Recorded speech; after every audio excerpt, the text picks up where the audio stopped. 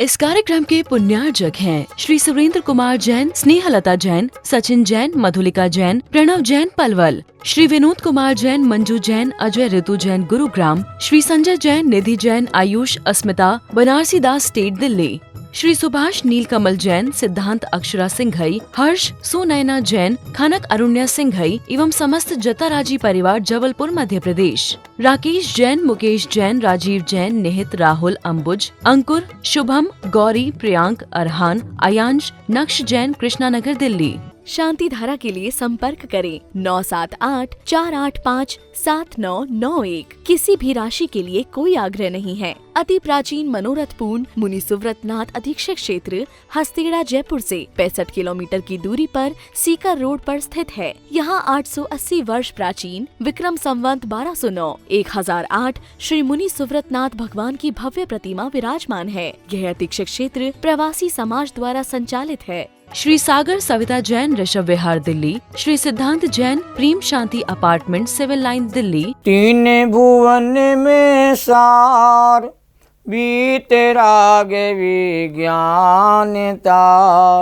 शिव स्वरूप शिविकार, नमहु त्रियोग समार के।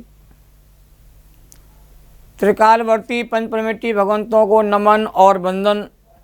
तीन लोक के सभी जीवात्माओं के शुद्ध चेतन स्वरूप को नमन और वंदन। छेढाला ग्रंथ का स्वाध्याय चल रहा है। तीसरे नंबर की ढाल चल रही है और सम्यक दर्शन का बहुत सुंदर स्वरूप भव्य जीवों के सामने दौलतराम कवि के द्वारा प्रस्तुत किया जा रहा है। सम्यक दर्शन मोक्ष मार्ग की प्रथम नंबर की सीढ़ी है। सम्यक दर्शन से ही भव्य जीव मोक्ष मार्ग में प्रशंसनीय होता है और ऐसे सम्यक दर्शन की आराधना हम सब जीवों को 25 प्रकार के दोषों को टाल के करना चाहिए। सम्यक दृष्टि 25 प्रकार के दोषों से रहित होते हैं। यह चर्चा 11वें नंबर के छंद के आधार पर पहले भी प्रारंभ हुई है और छंद की विशेष व्याख्या प्रारंभ की जा रही है। छंद इस प्रकार है। वसुमदे टारी निवारी त्रिशटिता, शटयनाय तन त्यागो, शंकादिक वसु दोष विनाशम, वेगादिक चिति पागो, अति अंग अरु दोष 25 तिन संक्षेप ही कहिए, बिन जाने ते दोष गुणन को कैसे तजिए गहिए। ये मार्मिक छंद है। इसमें 25 प्रकार के दोष कहे गए हैं। 8 प्रकार का मद होता है, 6 प्रकार के अनायतन होते हैं, 3 प्रकार की मूर्ता होती है, 8 प्रकार के संकादि दोष होते हैं। इन 18 दोषों से सम्यक दृष्टि कहते रहित होते हैं। 8 मद की चर्चा यहाँ पर पिछले अंक में हो चुकी है। अब 3 प्रकार की मूर्ता का विशेष वर्णन प्रारंभ करते हैं, क्योंकि अज्ञानी संसारी प्राणी मूर्खता के काम में जुड़ा हुआ है और अनादिकाल से मूर्ता के काम में प्रवृत्ति कर रहा है, इसलिए मिथ्या दृष्टि बना हुआ है। तो मूर्खता के कार्य को मूर्ता के कार्य को ही कहते हैं, अज्ञानता के कार्य को ही मूर्ता कहा गया है। और 3 प्रकार की मूर्ता होती है और 3 प्रकार की मूर्ता का वर्णन कहते हैं। यहाँ पर प्रारंभ करते हैं कि सम्यक दृष्टि 3 मूर्ताओं से भी रहित होता है। धर्म व सम्यक में दोष उत्पन्न करने वाले विवेक रहित मूर्खतापूर्ण कार्य करने को मूर्ता कहते हैं। ये 3 प्रकार की मूर्ता है। एक होती देव मूर्ता, एक होती गुरु मूर्ता और एक होती लोक मूर्ता। गुरु मूर्ता को पाखंड मूर्ता भी कहा जाता है और इन तीनों का विस्तार रत्नगण साहब का 4 ग्रंथ में बहुत विस्तार से किया है और सदा सुखदास जी ने तो टीका में बहुत गहराई के साथ इसका कहते वर्णन किया है, जो मूलतः वहाँ से पढ़ने का अभ्यास करना चाहिए। वरदान प्राप्त करने की इच्छा से राग द्वेष से मलिन देवों की उपासना करना, उनकी भक्ति करना, उनकी पूजता करना, यह देव मूर्ता है। वीतराग देव ही देव हैं, इनको ही देवादेव कहा जाता है, जैन देव कहा जाता है। जो वीतरागी नहीं है वह जैन दर्शन में देव के रूप में पूजनीक नहीं माना जाता।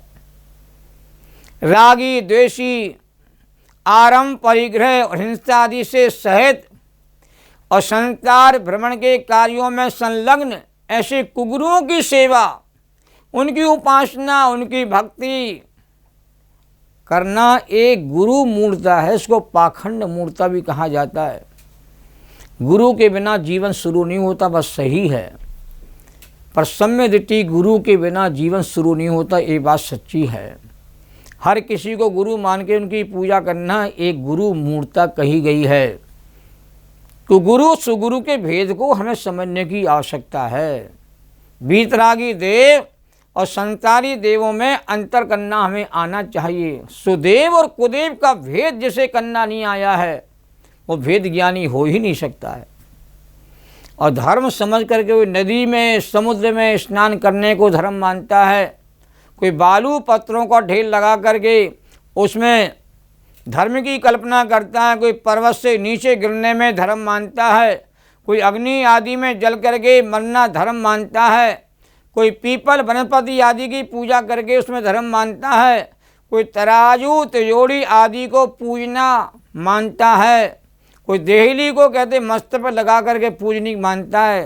ये सब लोक मूर्ता कही गई हैं। देखा देखी संसारी प्राणी प्रवृत्ति करता है। संध्या काल होते हम लाइट जलाते हैं और लाइट जलते ही कहते हैं, आप लोग कहते हैं दोनों हाथ जोड़ करके नमस्कार चालू कर देते हो। हमारे यहाँ लाइट जलाना मूर्ता नहीं है, पर लाइट के होने पर उसको पूजनिक मान लेना ये मूर्ता है। लोग कुआ पूजन करने जाते हैं, कुआ में जल भरा हुआ है, जल एक इंद्रिय जीव है और एक इंद्रिय जीव को पूजना, अग्नि को पूजना, वनस्पति को पूजना, रोड आदि को पूजना, पर्वत आदि को पूजना, जलाशय आदि को पूजना, ये जैन धर्म में लोक मूर्ता कही गई है। तीन मूर्ताओं के सेवन से मिथ्यात महापाप का बंध होता है और मिथ्यात महापाप से हमें बचने का उपाय करना चाहिए और सम्यक दर्शन की पवित्रता को, निर्मलता को बना के रखना चाहिए कि मूर्ताओं में प्रवृत्ति करने से किसी का भला नहीं होता है। अज्ञान को बढ़ावा मिलता है, मूर्खता को बढ़ावा मिलता है, जिससे जी मोक्ष मार्ग से दूर चला जाता है। और 6 प्रकार के अनायतन, 6 प्रकार के अनायतन के सेवन से भी समृद्धि रहित होता है। एक होता आयतन और एक होता अनायतन। जो धर्म साधन के स्थान हैं उनको आयतन कहा जाता है, मंगलायतन। जो धर्म साधन के स्थान नहीं हैं उन्हें धर्म स्थान के साधन मानना, स्थान मानना, ये अनायतन कहा जाता है। सम्यक में दोष उत्पन्न करने वाले कुदेव आदि की प्रशंसा आदि करना, ये अनायतन की श्रेणी में आता है। ये 6 अनायतन है, कुगुरु, कुदेव, कुधर्म, 3 ये हुए। और कुगुरु की सेवा करने वाला, कुदेव की सेवा करने वाला सेवक और कुधर्म को मानने वाला सेवक, ये 6 प्रकार के अनायतन हो गए। अनायतनों में कुदेव आदि की प्रशंसा की जाती है और मूर्ताओं में कुदेव आदि की सेवा, पूजा, विनय आदि की जाती है। यही मूर्ता और अनायतन में विशेष अंतर है। समीचीन धर्म प्राप्ति में बाधक कारणों को दोष कहते हैं। विकार आदि मलिन भावों को दोष कहते कहा जाता है। इसलिए हम सबको 8 मद, 3 मूर्ता, 6 अनायतन से बचने का प्रयास करना चाहिए।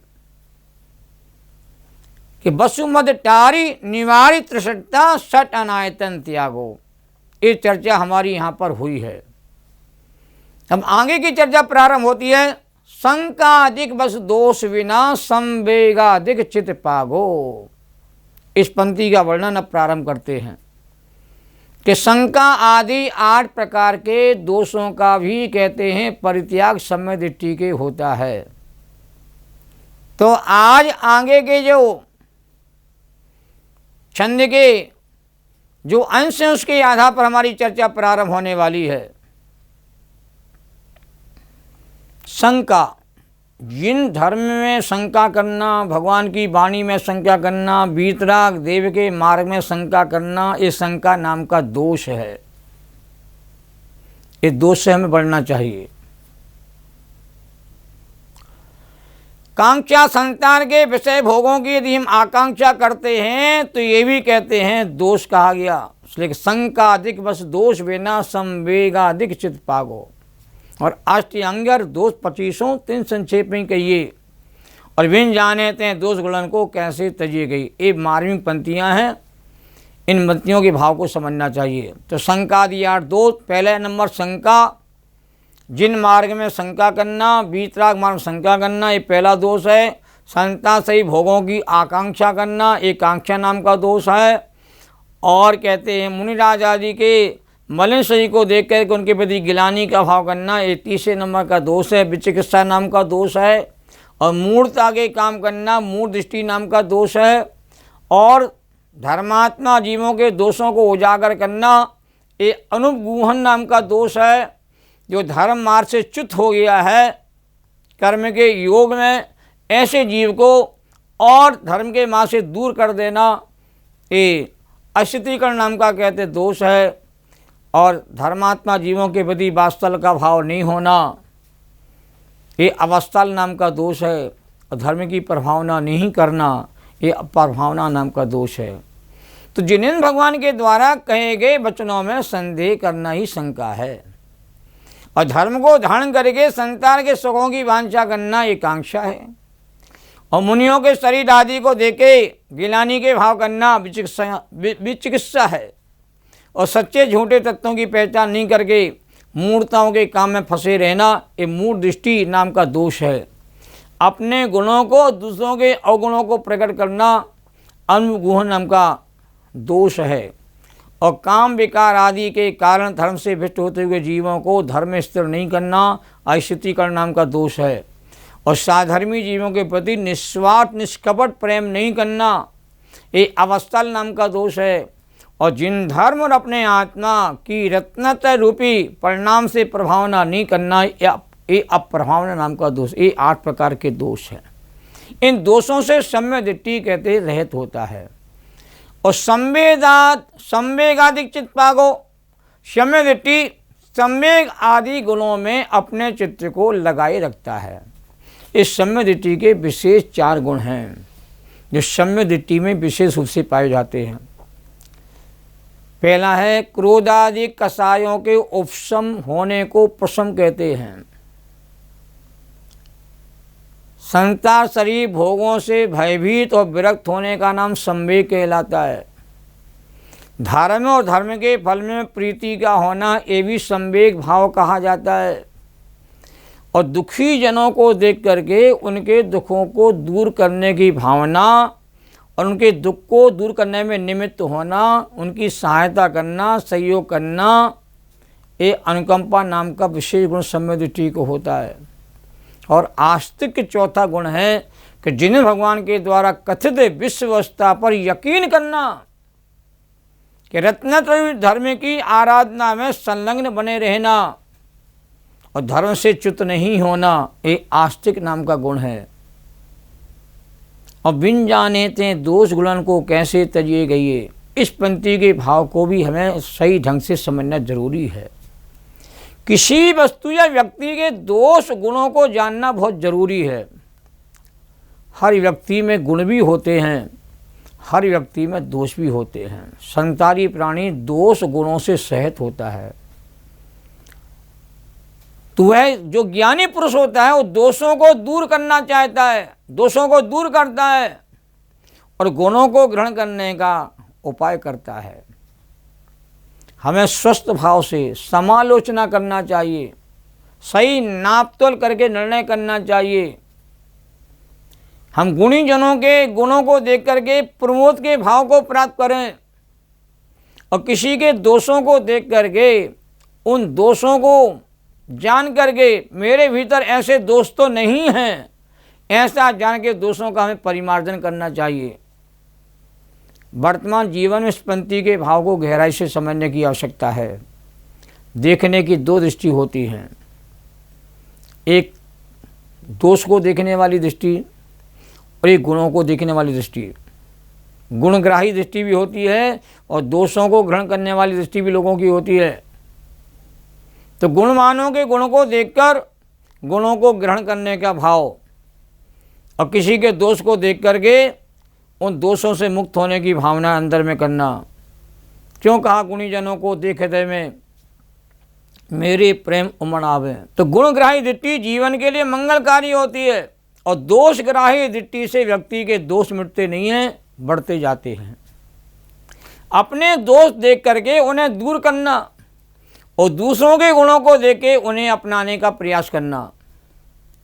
दोषों और गुणों को जाने बिना गुणों का ग्रहण और दोषों का परित्याग कहते नहीं होता है। इसलिए बिन जाने ते दोष गुणन को कैसे तजिए गई, ये पंक्ति बहुत मार्मिक है।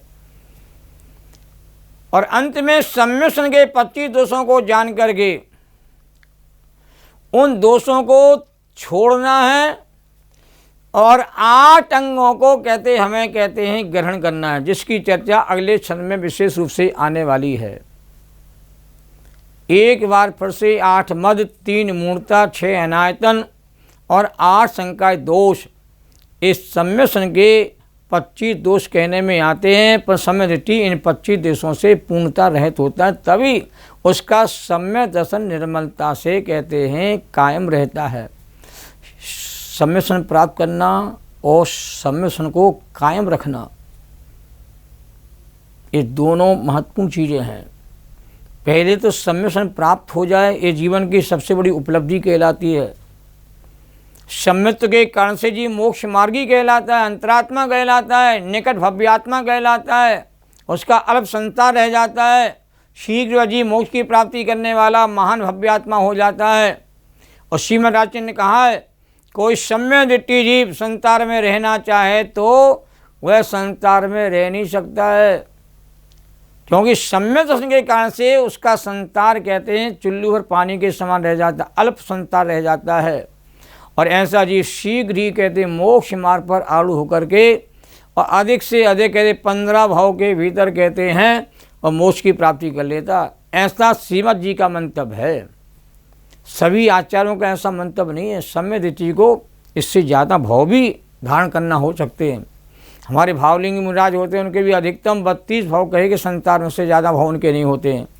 तो सम्यक दृष्टि जीव अधिक से अधिक संसार सागर में अधिक पुजगल परंत काल से ज़्यादा नहीं ठहर सकता है। पर कोई पुरुषार्थी जीव होता है, सम्यक दृष्टि हो तो एक ही भाव में क्या अपना कल्याण कर लेता है, 2-4 भाव में अपना कल्याण कर लेता है। शायद सम्यक दृष्टि तीसरे भाव में नियम से मोक्ष को प्राप्त हो जाता है। शिवसम सम्यक दृष्टि जीव को कहते हैं थोड़ा समय ज़्यादा लग जाता है, पर सम्यक की निधि यदि आपको प्राप्त हो जाएगी तो आप नियम से कहते हैं मोक्ष मार्ग में कहते हैं चलते हुए शीघ्र ही मोक्ष महल में आपको कहते प्रवेश मिल जाता है। ऐसा सम्मिश्रण को निर्दोष पालन करना चाहिए, दोषों से रहित पालना चाहिए। जैनम जयतु शासनम सहजानंदी शोध स्वरूपी अविनाशी में आत्मस्वरूप ज्ञानानंदी पूर्ण निराकुल सदा प्रकाशित चेतन रूप निज निधि निज में बताई जो किया उपकार है उसके लिए जिन वाणी माँ को वंदना सतवार है। 6 ढाला सुने, पढ़ें, समझें, उसका आनंद लें और अपने आप को सम्यक दृष्टि बनाने का प्रयास करें। इसी भावना के साथ अपनी चर्चा को विराम देते हैं।